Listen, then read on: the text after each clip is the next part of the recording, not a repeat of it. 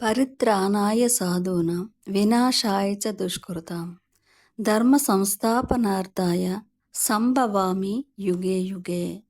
సజ్జనుల సంరక్షణార్థము, దుష్ట జన శిక్షణకు, ధర్మ సంస్థాపన కోసము ప్రతి యుగములోనూ నేను అవతరిస్తూనే ఉంటాను.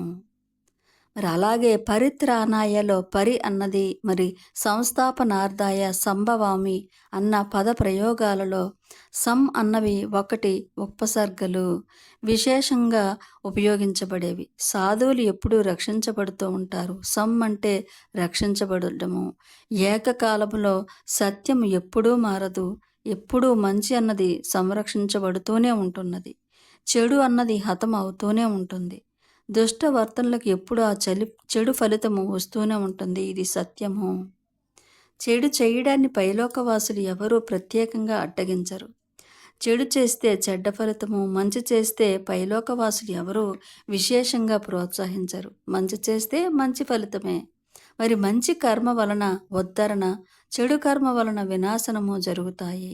నేడు తండ్రులను, తాతలను, గురువులను చంపేస్తున్నాను అని అర్జునుడు అన్నప్పుడు కృష్ణుల వారు, నువ్వు ఎవరినే చంపజాలవు, శరీరము చనిపోతుంది కానీ ఆత్మ చావదు. ఇదే సత్యము, దీనికి వేరొకటి లేదు. సంభవామి యుగే యుగే.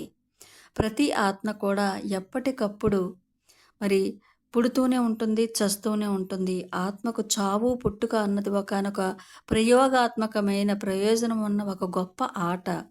మనము శరీరాలము కాదు, ఆత్మలము అన్న తెలుసుకోవడమే సత్యము. మరి అర్జునుడు శరీర తత్వానికి ప్రతీక, నరతత్వానికి ప్రతీక. శ్రీకృష్ణుడు, వేదవ్యాసుడు ఆత్మతత్వానికి ప్రతీక. కాబట్టి నరుడు నారాయణుడు కావాలి.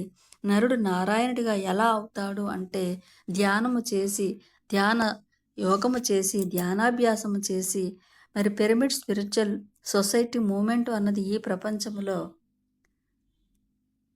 క్రూర మానవులుగా ఉన్నవారందరినీ సాధువులుగా తయారు చేయడానికి ప్రతి నరుడు ఒక నారాయణుడు కావాలని ప్రబోధిస్తున్నారు.